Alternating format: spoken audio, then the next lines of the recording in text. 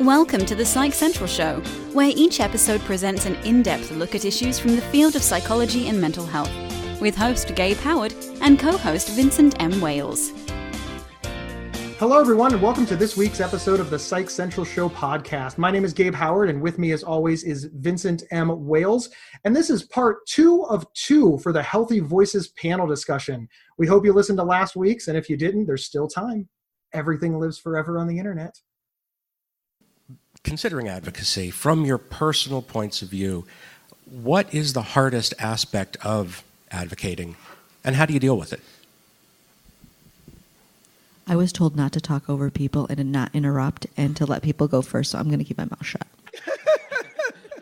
You did none of those things. Dude, I am totally doing that. I am full-blooded Italian. I'm like biting my tongue up here. Okay, so I guess we'll go down the line then.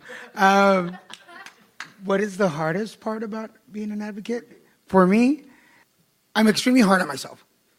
I believe I have the world on my shoulders and that somehow, especially in Orange County where there are a large group of Hispanics, but the taboo, the religious factors, the cultural factors keep a lot of people quiet.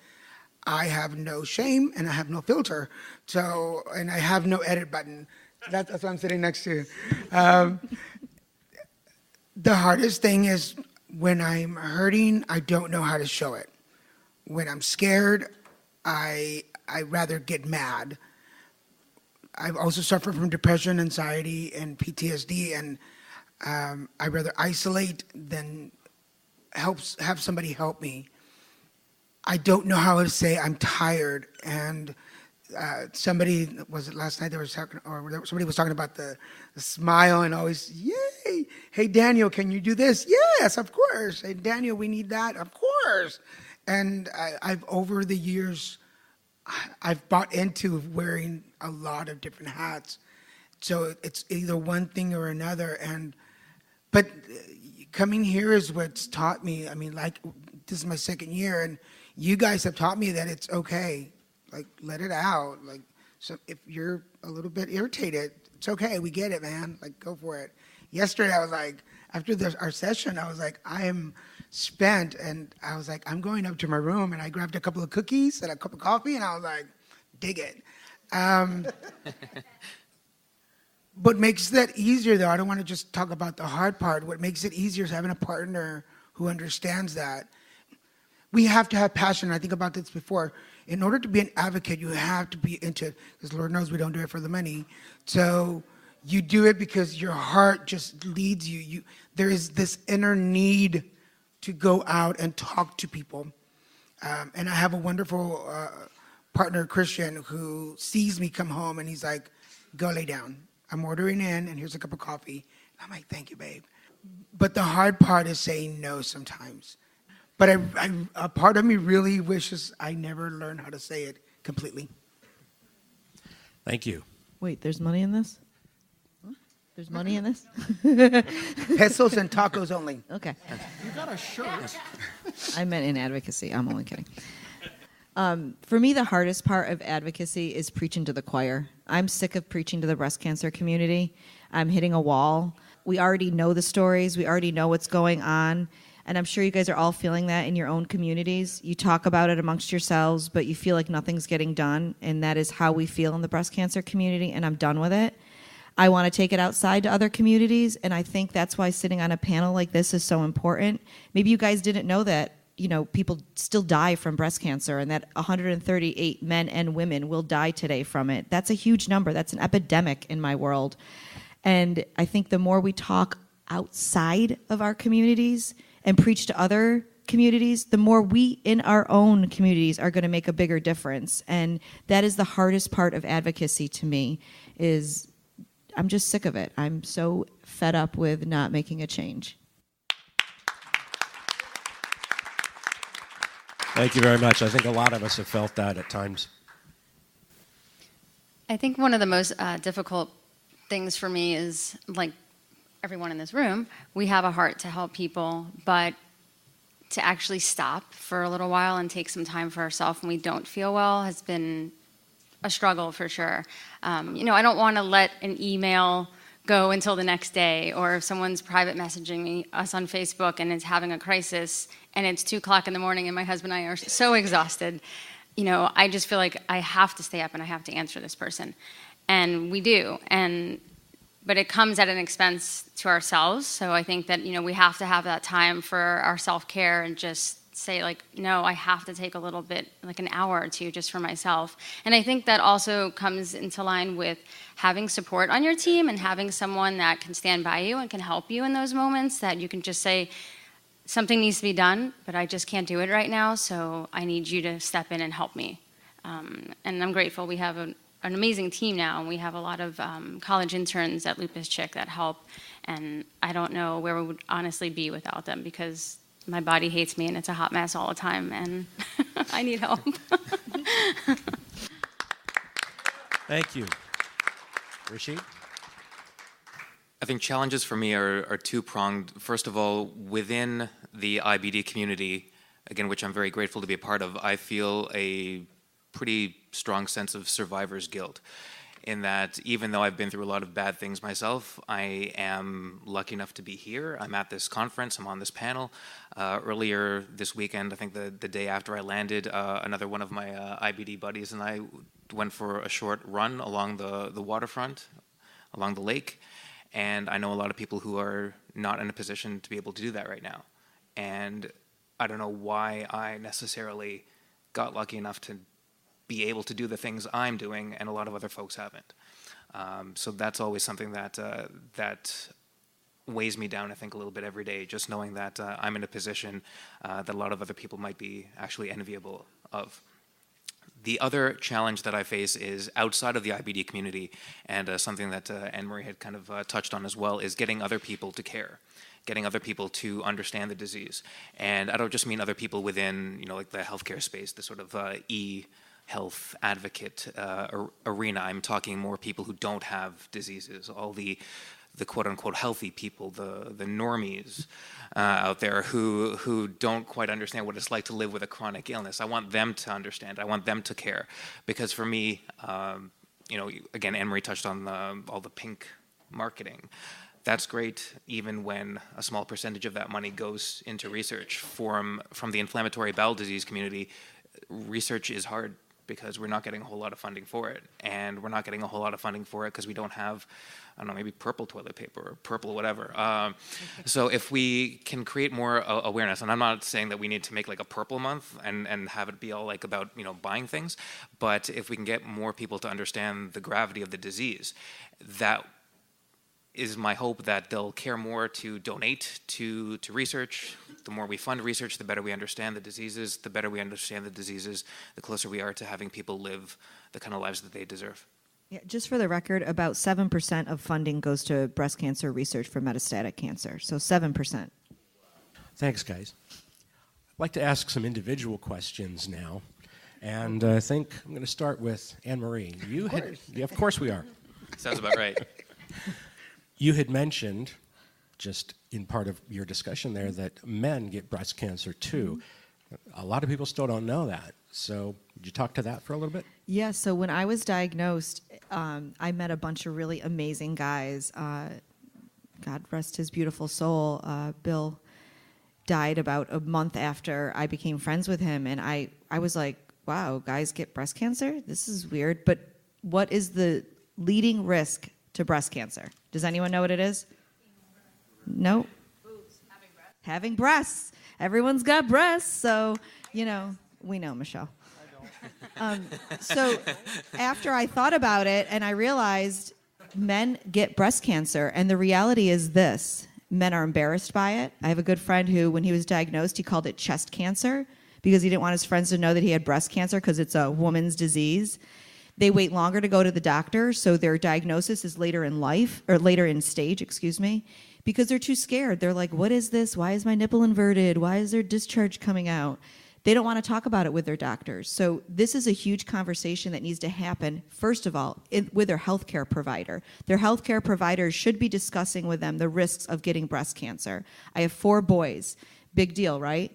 I was sitting in the doctor's office once, and my son was having surgery, and they're going through the list, and they said, is there any cancer in your family? And my son very proudly said, my mom had breast cancer. And it hit me like a punch in the stomach. I was like, crap, this is on his medical history for the rest of his life. But then it dawned on me, I need to educate my children, because even though they're boys, not one doctor is going to say to them, oh, your mother had breast cancer, you should really do self-breast checks, because it doesn't happen. And we need to change that. It's a really, really big problem. It's bigger than you think. The number's not in my head right now. I think it's like 430 men die every year from breast cancer. I think that's about right. That's a big number. I mean, I got 4 boys. I don't want them going anywhere. And for the record, my sons do breast checks, and one of them did find a lump, and we did get it checked out. I mean, it's serious. It needs to be talked about more.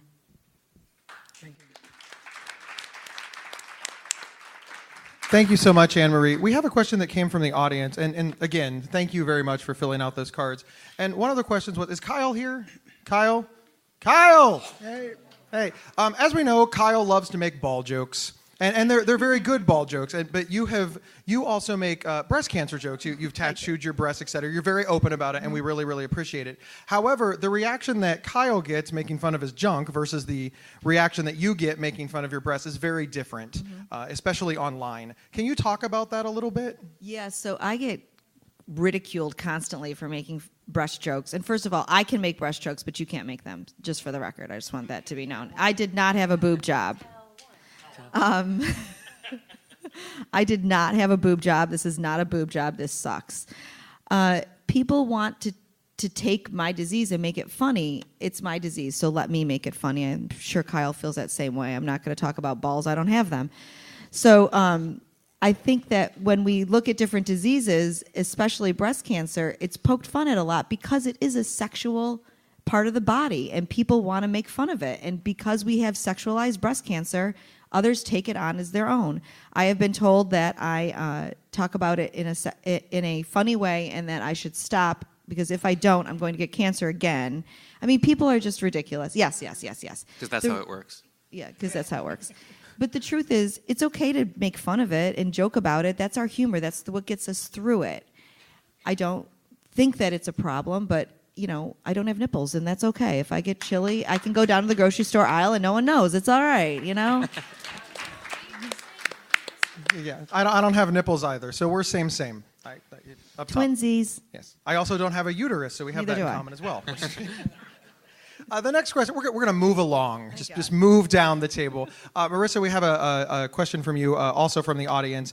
How often do you talk to people who have absolutely no idea what lupus is? Pretty much every single day. I feel like in the last few years, it's definitely has been promoted more, advertised more, and that is because when Benlysta came out, which was the first medication ever designed for lupus patients, that really perked up everyone's ears, and now many more potential drugs are coming down the pipeline. But it's still very, I think, confusing to people, and there's a lot of misconceptions that are around lupus. I don't know if we're going to touch on that or if I can touch on that now. Do it right now, please. Okay. So a lot of people also think lupus is just a women's disease. Men get lupus as well. The ratio for women to men is much higher, 9-1. But I think because of that misconception, and because men are naturally don't use as many words as women do, they don't vocalize it. And the men that I have met with lupus are very quiet. They don't want to talk about it. And it's been even a struggle to communicate with them, but they have opened up over time, which is amazing. Another thing is, and I was actually telling my husband about this morning, I was reading a survey from lupusuk.org last night, and he said that around 40% of people that they interviewed, and they did a worldwide survey, 40% do not feel comfortable holding hands, sitting next to, or sharing utensils with someone that has lupus because they believe they can get it. And that, to me, was incredible. Like, I'm not going to give AnnMarie lupus from sitting next to her. But, again, that's why... Yeah. You're so sweet. That's why the conversations need to happen, because people do have these misconceptions, and they're global. If I sit next to you, I'm not going to give you this disease. So the other thing I just want to touch on really quick is, for a lot of people in my family, many, many years after I was diagnosed, finally admitted or even expressed some concern, and they finally believed that I was sick because I went on chemo. And I think when healthy people hear the word chemo, it's automatically associated with cancer, but it's also associated with, wow, now you must really be sick because now you need chemotherapy, which is a very common course of medication in autoimmune diseases. So that's something else. That's another conversation that needs to be had all the time, because people need to understand chemo is not just for cancer.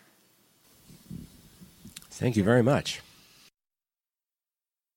This episode is sponsored by BetterHelp.com. Secure, convenient, and affordable online counseling. All counselors are licensed, accredited professionals. Anything you share is confidential. Schedule secure video or phone sessions, plus chat and text with your therapist whenever you feel it's needed. A month of online therapy often costs less than a single traditional face-to-face session. Go to BetterHelp.com/Psych Central and experience 7 days of free therapy to see if online counseling is right for you. BetterHelp.com/Psych Central.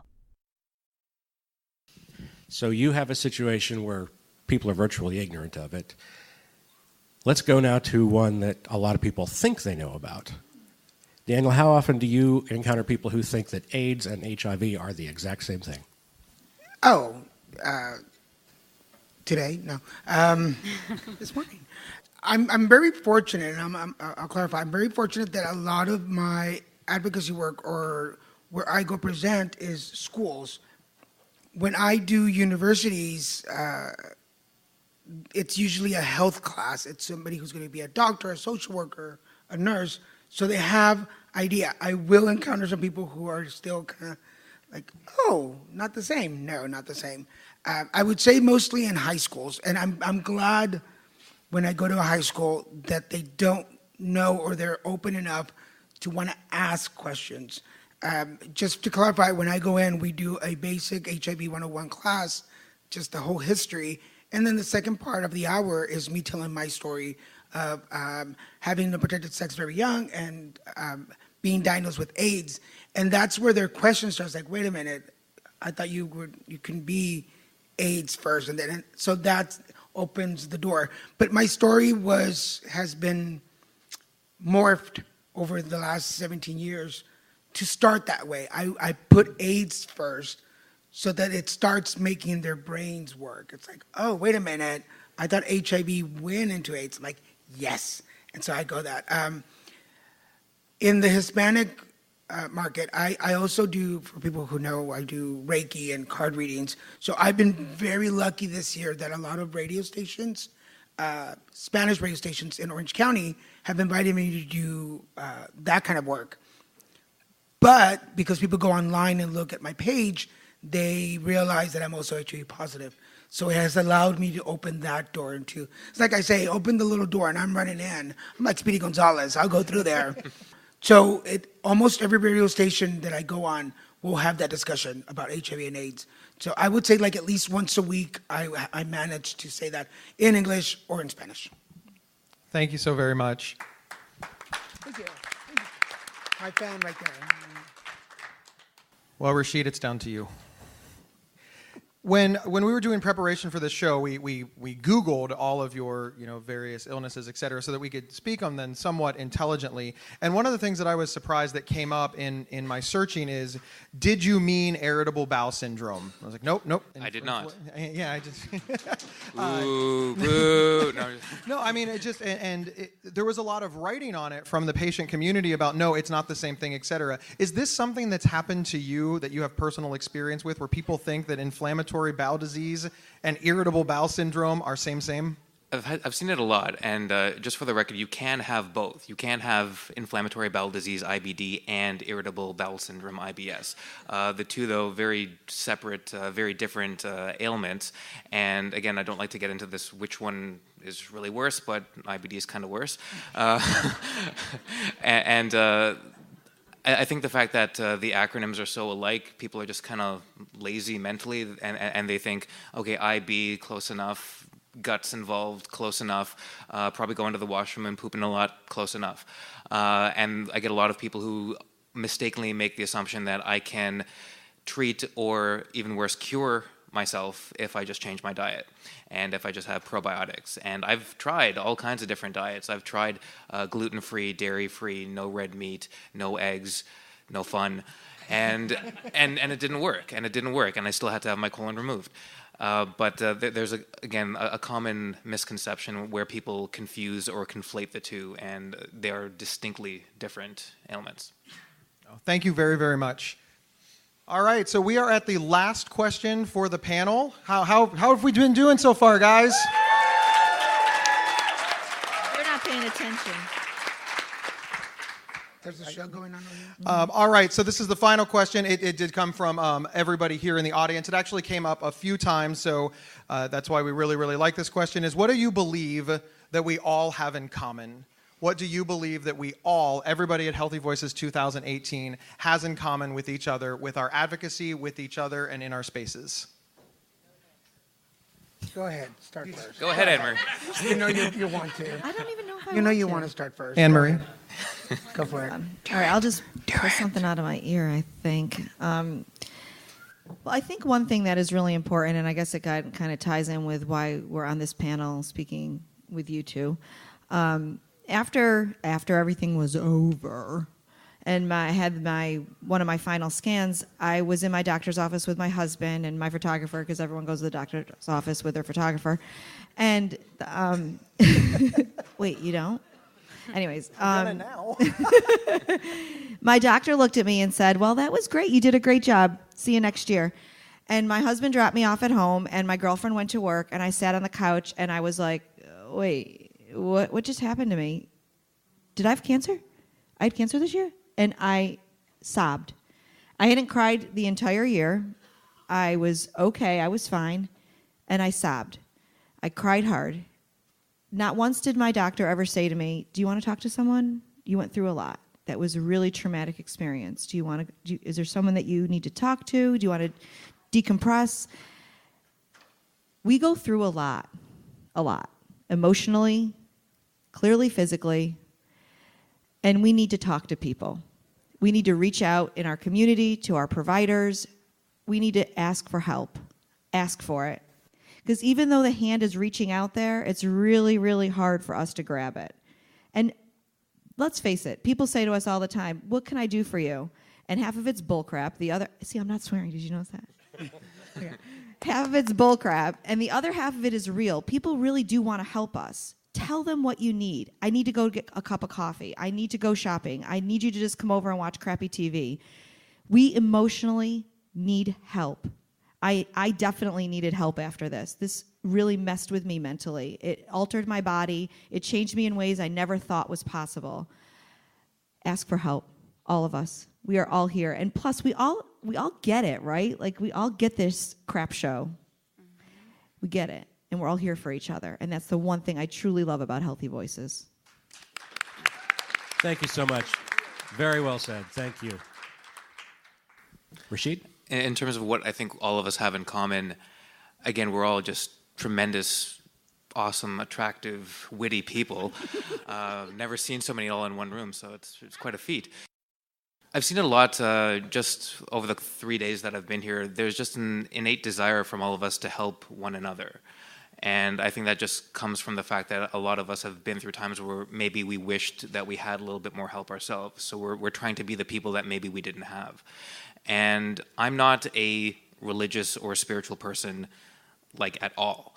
And I think that one of the reasons a lot of us are here, and one thing we have in common, is that we're trying to find a purpose. And in my mind, purpose is not something that's given to you, it's something that you take for yourself, and you make sense of it yourself. And I think all of us here have just tried to find a purpose that we can really be attached to. And we're working at that every day. And I mean, I'm just grateful that I'm amongst all the people here. Thank you so much. Marisa? Sure. I think everyone here has, we all have a heart to love on people and to help one another. And I think no matter what disease and illness that we're living with, to be able to come alongside a stranger and just say, you know, what's happening? You can talk to me. I can just sit here with you. I can listen. I can help you find the resources or the support that you need. Something that everyone in this room has, is the ability to change someone's life in their most difficult moment. Great. Thank you so much. Daniel, take us home. After last year and this year, I've had the pleasure of sitting with a lot of you doing card readings. So I know a lot of secrets. Be nice to me. I believe that the thing that brings us together, I think that the thing that makes us similar is we all have this fire. We've all cried, we've all been mad, we've been stuck in quicksand, and we jumped out of it.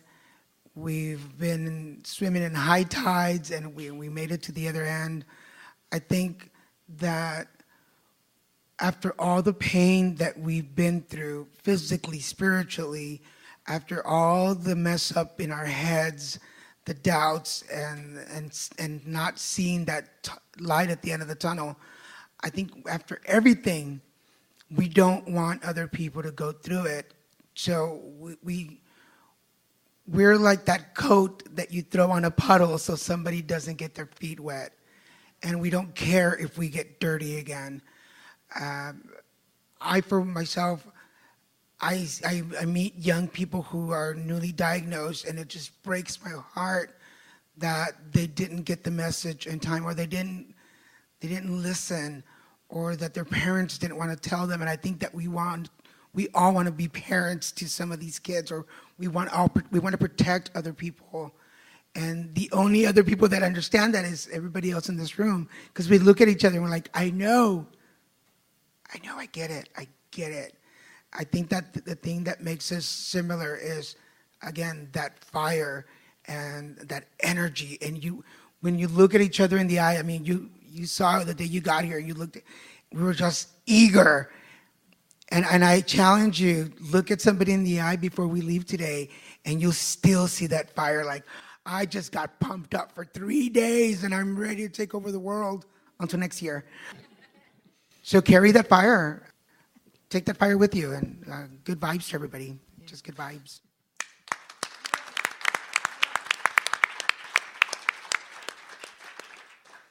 Thank you so much, everybody. Thank you, Rasheed, Marisa, AnnMarie, Daniel. Did I get all your names right? Correct. I did it, yes. Thank you to HealtheVoices, Janssen Pharmaceuticals, Johnson & Johnson, the entire tech team for making sure that our mics worked, all the staff who worked to make this live event a reality, finally to our panel, who I thanked at the beginning, so I need to rewrite this entire script, and to our live audience for all of your questions. Bravo. Thank you.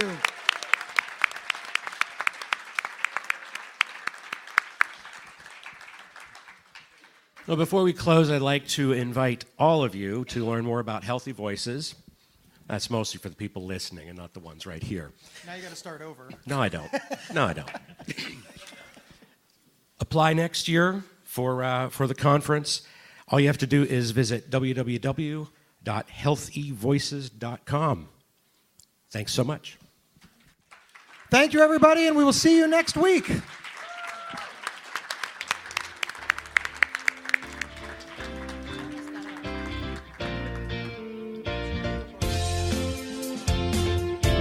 Thank you for listening to the Psych Central Show.